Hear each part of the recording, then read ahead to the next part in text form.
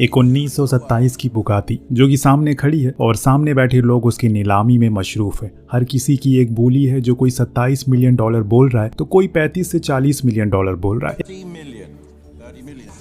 एक जैक नाम का शख्स ने इस बाजी को $42 मिलियन में जीत लिया। उसने अपने बॉस को फोन करके इस चीज की बधाई दी, लेकिन हर किसी के चेहरे पर सिर्फ एक ही सवाल था, आखिर जो इतनी महंगी गाड़ी को खरीद सकता है वो करता क्या होगा भला। दूसरे सीन में हमने दो भाइयों को देखा जो पेशे से एक जीनियस चोर है। उनकी चोरी के तहखानों में ज्यादातर कुछ खास किस्म की गाड़ियां रखी है जिसमें उन्होंने साथ में चुराया था। आज भी उनका ऐसा ही प्लान है। जो चीज अभी तक आपके दिमाग में आ रही है वो एकदम सही है। जी हाँ, ये दोनों उसी बुगाती को चुराने का प्लान बनाकर यहाँ पर आए। बस उन्हें उस ट्रक का इंतजार है जिसमें वो बुगाती। एंड्रयू देखता है कि सामने उनका शिकार आ चुका है। उसने गैरेट से कहा कि चलो अब काम शुरू कर दो। दोनों साथ में नहीं जाते, बल्कि एंड्रयू उस ट्रक के ऊपर उसी ब्रिज को कूद जाता है। लेकिन एक गड़बड़ हो गई, उसकी लैंडिंग कुछ सही से नहीं हुई। हालांकि उसने खुद को नीचे गिरने से बचा तो लिया, लेकिन काफी नहीं था ये। उधर गैरेट ने जब अपने भाई को लटकते हुए देखा, फौरन कार को उसके करीब ले गया, उसके ऊपर कूदने को कहा ताकि दोबारा से वो जम करके उस तक पहुंच सके। उसके ऊपर जाने के बाद गैरेट अपनी कार को ट्रक के आगे ला देता है ताकि वो अपनी ट्रक को रोके, लेकिन जैक ऐसा ना करने को कहता है। उसने ड्राइवर की कनपट्टी पर बंदूक तानते हुए कहा कि इन्हें रौन दो और तब तक ब्रेक मत लगाना जब तक ये मर ना जाए,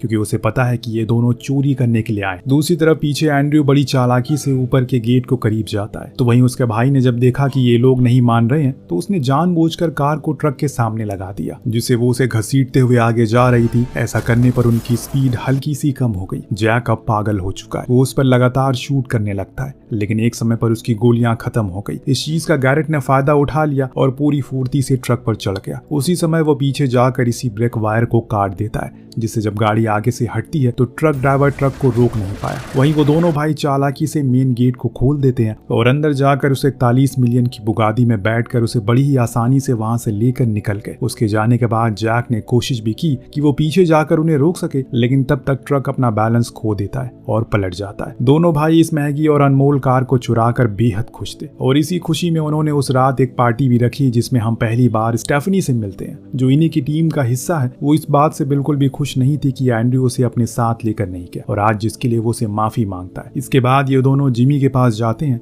इनका बॉस, जिसके लिए ये लोग काम करते हैं, और जितनी भी चुराई हुई कार होती है उन्हें लाकर दे देते हैं। बदले में वो उन्हें ऐसे पैसे भी देता है। कुछ ऐसी कार भी होती है जो इन्हें ज्यादा पसंद आ जाती है तो वो उसे अपने पास रख लेते हैं। पर इस बार ये सीन कुछ अलग था। जिमी ने जब इस कार को देखा तो वो उसे लेने से इनकार कर देता है। उसका कहना था उन्होंने बहुत बड़ी गलती कर दी है। वो नहीं जानता कि वो इस कार की बात कर रहे हैं, इसीलिए वो इसे वापस कर देगा। पर एंड्रयू इस बात से खुश नहीं था, क्योंकि उसे अपनी जान की बाजी लगाकर इसे चुराया। वो उसे जबरदस्ती करना शुरू कर देता है। तब जिमी के आदमी उन दोनों को ही बहुत मारते हैं। हालांकि ये दोनों ही पीछे नहीं थे, पर आदमी ज्यादा होने के कारण मार खाना ही पड़ा इन्हें। इतने में वहां जैक आ गया उस बुगाती को ढूंढते ढूंढते। उसे देख जिमी ने फौरन हाथ खड़े कर दिए, कहा कि तुम कार के साथ इन्हें भी ले जा सकते हो। अब जब इन दोनों के चेहरे से पर्दा हटा तो इनके सामने खड़ा माफिया मौरी, इसी ने उस बुगाती को 41 मिलियन डॉलर में खरीदा था। वो इन्हें बताता है कि जो काम उन्होंने किया है उसकी सजा तो उन्हें मिलेगी, पर वो उन्हें खुद के बारे में थोड़ा बता देता है। दरअसल उसका कहना था कि वो बचपन से ही लूट मार किया करता है, उसी में से उसे कामयाबी मिलती चली गई जिसने उसे इतना बड़ा एम्पायर खड़ा किया। इतना कहते ही उसने जेसी की तरफ बंदूक करी और खत्म कर डाला, क्योंकि वो ही इन दोनों को ये काम दिया करता था। उसकी मौत को देखकर ये दोनों भाई समझ गए कि ये आदमी काफी खतरनाक। मौरी उनसे कहता है उन्हें मरने से पहले कुछ दिखाना चाहता है, और फिर वो इन्हें अपने बेशकीमती गैराज में लेकर जाता है, जहां तकरीबन 300 मिलियन के अधिक की गाड़ियां खड़ी थी, जो मौरी के लिए उसकी जान से ज्यादा कीमती थी, ऐसा उसका कहना। वो इन कार्स को हमेशा अपने करीब रखता है और तुम लोगों ने उसकी ही कार को चोरी करने का सोच लिया। एंड्रयू तो पागल हो गया इन कार को देखकर, क्योंकि ये सच में काफी महंगी और खूबसूरत थी, और एक बारी तो उसका मन भी लालच में आ गया। लेकिन तभी मौरी ने मारने के लिए बंदूक लोड करने लगता है।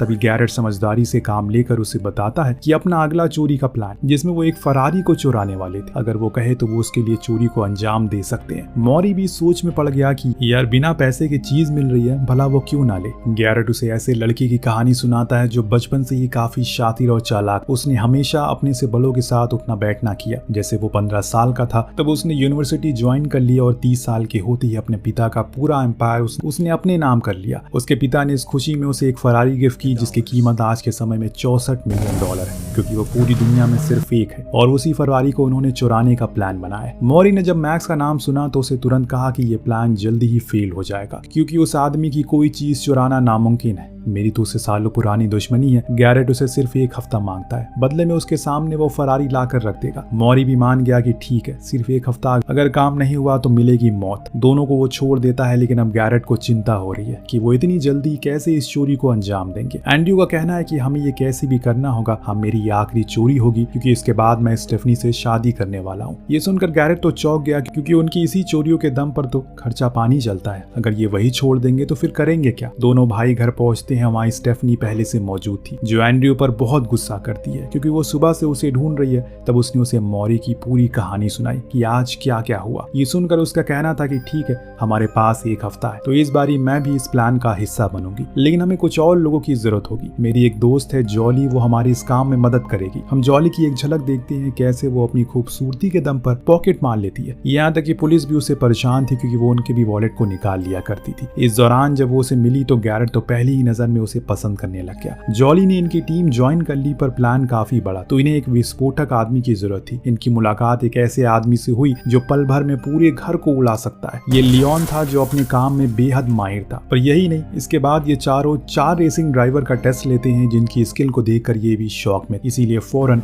उन्हें अपना प्लान में जोड़ लेते हैं। अब टोटल 8 लोगों की टीम बन चुकी है। गैरेट उन सभी को उनके रोल समझा देता है और सब इस बात पर एग्री करते हैं कि हर बंदा इस चोरी को एक जरूरी हिस्सा होगा, क्योंकि उन सभी के ऊपर बराबरी की जिम्मेदारी है। पूरा प्लान डिस्कस करने के बाद ये लोग अपने घर वापस आते हैं, पर वहां तो एक अनजान आदमी खड़ा था, जिसे देखकर एंड्रयू अपना बेसबॉल उठा लेता है। लेकिन लॉरेन बताता है कि वो मॉरी का कजन है, उसने उसे यहाँ भेजा है ताकि वो उसकी टीम का हिस्सा बन सके, जो भी वो कर रहे हैं उस पर नजर भी रख सके। पर चिंता मत करो, मैं तुम्हारी मदद भी करूंगा, क्योंकि मेरी मैक्स के एक बंदे से बातचीत, वो कोहान है जो मैक्स के करीबी में से एक है। अगर वो हमें उसके घर तक ले जाए तो हम उसके सीक्रेट गैराज तक भी पहुंच सकते हैं। इन्हें यह आइडिया दमदार लगता है, इसीलिए वो उसी समय कोहान से मिलने पहुंचे, परंतु उसने मदद को इनकार कर दिया क्योंकि लॉरेन मॉरी का कजन है और वो उसे ऐसे बंदों पर भरोसा नहीं करता। तभी स्टेफनी बीच में आ गई और उसने सभी के सामने कहा कि वो दोनों दोस्त दुनिया के सबसे अच्छे ड्राइवर हैं और अगर उन्हें कोई कार पसंद आ जाती है तो वो उसे चुरा कर ही दम लेते। कोहान ने कहा कि ठीक है, पर एक टेस्ट देना होगा। वो उन्हें एयरपोर्ट के पास ले गया और कहा कि जो प्लेन अभी टेक ऑफ करने वाला है उसे तुम्हें किसी तरह से उड़ने से रोकना है। ये सुन एंड्रयू तो मना कर देता है क्योंकि ये नामुमकिन था, ऊपर से पुलिस भी उनके पीछे पड़ जाएगी। पर कोहान का साफ कहना था, इस टेस्ट को पार करो तभी मैक्स से करीब जाओगे, वरना भूल जाओ। वो मान गया और पर तीनों ही एक BMW में बैठते हैं और ड्रिफ्ट मारते हुए एयरपोर्ट के अंदर घुस जाते हैं। उन्हें ऐसा करता देख पीछे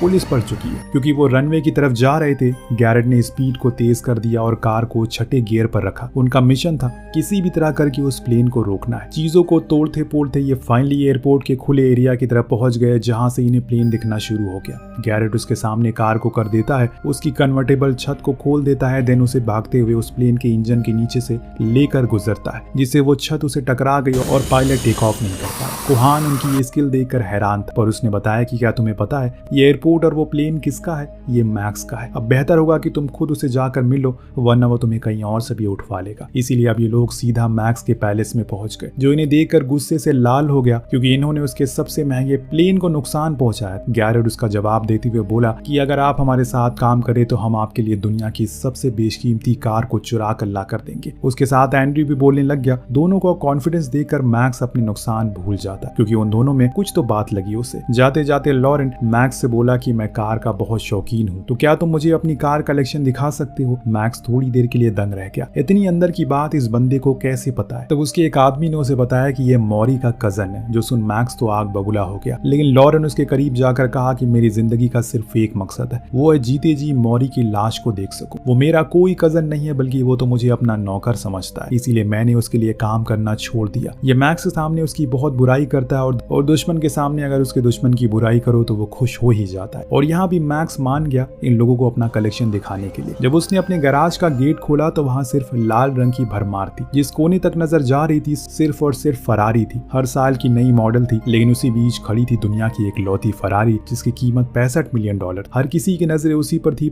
लेकिन एंड्रयू तो कुछ और ही देख रहा था। उसने मैक्स को कोड डालते हुए देख लिया और फौरन बाहर निकलते समय स्टेफनी को लिख कर दे दिया ताकि जब चोरी हो तो उन्हें आसानी रहे। इस दौरान उसके और लॉरेन के बीच में तीखी बहस छिड़ गई।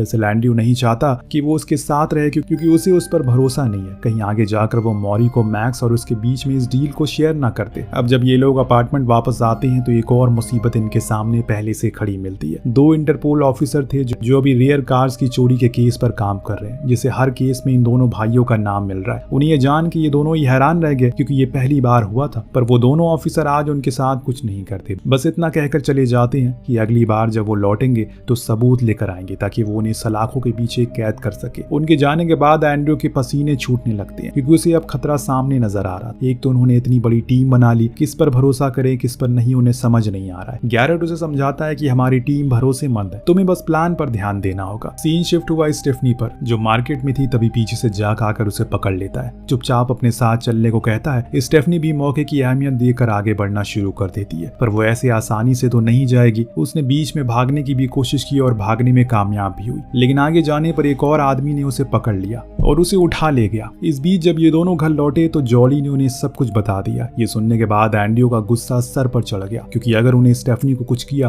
तो शायद इसका अंजाम बहुत बुरा होगा। वो तुरंत मॉरी के घर पर पहुंचा, जितने भी गार्ड थे उन्हें मारता चला गया, यहाँ तक कि उसने जैक को भी बेहोश कर दिया। लेकिन अंत में मॉरी ने उस पर बंदूक तान दी और अपने साथ चलने को कहा। वो उसे गैराज में लेकर गया जहाँ इन्होंने स्टेफनी को एक चलती हुई गाड़ी के नीचे रखा था और टायर तेजी से उसके ऊपर घुमा रहे थे। मॉरी ने शर्त रखी उसे उसकी टीम से मिलना है और पूरा प्लान भी जानना है। जितनी जल्दी हो सके उसे मैक्स की वो फरारी चाहिए क्योंकि 1 हफ्ते का टाइम अब निकल चुका है। ये सिर्फ एक वार्निंग थी। उसके लिए एंड्रयू ने कल का वादा किया कि वो कल सुबह टीम से मिलवा देगा, जिसके बाद ये लोग स्टेफनी को रूम में बंद कर देते हैं। सुबह हुई तो एंड्रयू की पूरी टीम मॉरी से समुद्र के तट पर मिली। वहां उसे पूरा प्लान सुना, कैसे पहले वो एक बुलडोजर चुराएंगे, उसके बाद पुलिस की यूनिफॉर्म और उनकी कार। उसी दौरान जॉली मैक्स को कॉल करके इनसाइडर इंफॉर्मेशन देगी, उसके घर पर रेड पड़ने वाली है, वो घर से भाग जाएगा और उसी दौरान उसके ना होने पर हम उसकी वो फरारी को चुरा लेंगे। वो ये प्लान बता ही रहा होता है कि तभी वहां एक चॉपर लैंड होता है। पीछे कुछ काली रेंज रोवर भी थी। ये मैक्स का काफिला था जो आते ही मैरी से बोलता है कि तुम क्या करने वाले हो, पर इतना याद रखना मैं हमेशा तुमसे 2 कदम आगे रहता हूँ। इतना कहकर वो उड़ गया, पर मॉरी उसके जाने के बाद एंड्रयू से कहता है कल उसे यहीं इसी जगह पर वो गाड़ी चाहिए, वरना वो सबको मार देगा। ये दोनों भाई बुरी तरह से फंस चुके हैं। जब अगले दिन मॉरी अपने लोगों के साथ उसी जगह पर पहुंचता है जहां वो कल टीम से मिला था, तो वहां अचानक वही 2 इंटरपोल ऑफिसर आते हैं जिनकी मुलाकात कल रात दोनों भाइयों से हुई थी। दूसरी तरफ एंड्रयू की पूरी टीम अपने प्लान को अंजाम देने वाली थी, पर यहाँ इस कहानी में एक ट्विस्ट आ गया। दरअसल ये लोग मैक्स की वो फरारी नहीं बल्कि मॉरी की वो सारी रेयर कार को चुराने वाले, जिसकी डील उसे पहले से ही हो चुकी है, पर इस बारे में अभी मॉरी को कुछ अता पता नहीं है। वो वहां उसी जगह पर इंतजार कर रहा था। इस बीच स्टेफनी जो अब उस रूम से बाहर आ जाती है और जल्दी से जाकर घर के अलार्म को बजा देती है, जिससे सभी गार्ड को ये लगता है कि घर में कोई घुस चुका है, और इसी का फायदा उठाकर स्टेफनी घर से बाहर आ गई और मेन गेट को खोल दिया। इसे बाहर खड़ी उसकी टीम अंदर आती है और लियोन गैराज के गेट पर विस्फोटक लगा देता है, जिससे ये बड़ी आसानी से अंदर चले गए और एक एक करके उन सारी कार को ड्राइव करके खुद बाहर ले आए। जब तक ये लोग वहां से बाहर निकलते उससे पहले ही गार्ड इन्हें देख लेते हैं। अपनी कार के पास भाग गए, पर लियोन ने यहाँ अपना दिमाग लगाया। उसने वहां भी बॉम्ब लगा दिया और बटन प्रेस करते ही उन सभी कार की हवा निकाल दी। अब सभी उस कार को लेकर भाग गए, लेकिन मॉरी को अपने घर से धुआं उठता दिखा। उसे समझ में आ गया कि उसका किसी ने काट दिया है। वो अपनी मज़राटी को भगाते हुए इनके पीछे लगाता है। उसके साथ लॉरेन भी था जिसके पास पोर्शे थी। देखते हैं कि अब कौन जीतता है, आज के जमाने की कार या फिर उस जमाने की। एक तगड़ा चेज सीन शुरू होता है। एंड्रयू उसी बुगादी में था जिसको उसने चुराया था। उसके साथ स्टेफनी भी थी। वहीं गैरेट मोटे लियोन के साथ बैठा था जो उस गाड़ी में फिट नहीं हो पा रहा था। इधर एंड्रयू की कार के पास लॉरेन आ गया और अपनी पोर्शे लेकर उसे शूट करने ही वाला था कि उसने देखा कि ये तो एक चाल थी। सामने से आ रही एक ट्रक से उसकी भिड़ंत हो गई और वो वहीं मारा गया। कहानी यहीं खत्म नहीं होती। आगे जाने पर एंड्रयू लियोन को प्लान बी शुरू करने को कहता है। उसे ब्रिज पर बॉम्ब फेंकना था, पर वो थोड़ा जल्दी भी देता है, जिसके कारण ब्रिज टूटना शुरू हो गया और एंड्रयू ने हिम्मत नहीं हारी। उसने फुल रेस दी और उस बुगाती को ब्रिज के उस पार कुदा दिया। पीछे खड़ा मॉरी देखता ही रह गया कि अभी उसके अंदर गुस्सा खत्म नहीं हुआ है। जब ये लोग पोर्ट पर पहुंचे तो वहां भी वो खड़ा था पहले, इसीलिए अब दोनों भाई बाहर निकलने को बोलते हैं क्योंकि गेम ओवर हो चुका है। पर मॉरी के लिए नहीं, उसे धोखे का बदला लेना है। वो तेजी से इस तरफ आता है, लेकिन तभी एक बस उससे टक्कर मार देती है जिसे चला रही थी जॉली। अब सभी लोग अपनी कार को शिप पर लोड करते हैं। जब हम उन इंटरपोल ऑफिसर को देखते हैं तो वो भी इन्हीं के साथ मिले थे और मैक्स भी। मसला सिर्फ एक बुगाती का नहीं बल्कि मौरी की पूरी कार कलेक्शन का था जो अब मैक्स के कब्जे में आ चुकी है। वो इस टीम से बेहद खुश था और प्रभावित भी, लेकिन यहाँ उसके साथ भी एक गेम खेला जा चुका था। एंड्रयू ने जॉली को मैक्स के गैराज का वो कोड दे दिया जो उसने उस दिन देखा, जिससे उस गैराज से वो सारी फरारी को चुरा लेता है जो मौरी की कलेक्शन से कई गुना ज्यादा कीमती। एक दूसरी टीम साथ में ले जाकर यानी कि दोनों भाइयों ने दोनों का एक साथ ही गेम बजा दिया। अंत में हम देखते हैं कि जॉली उसी 65 मिलियन की फरारी को लेकर आती है और सीधा गैरेट को किस कर लेती है, जो देख एंड्रयू अपने भाई को वो फरारी गिफ्ट कर देता है और खुद वो बुगाती रख लेता है, जिसके साथ ये कहानी यहीं पर समाप्त हो जाती है। तो ये कमाल की कहानी आपको कैसी लगी हमें कमेंट करके जरूर बताएगा। मिलते हैं अगले वीडियो में। Thank you so much watching. Peace out.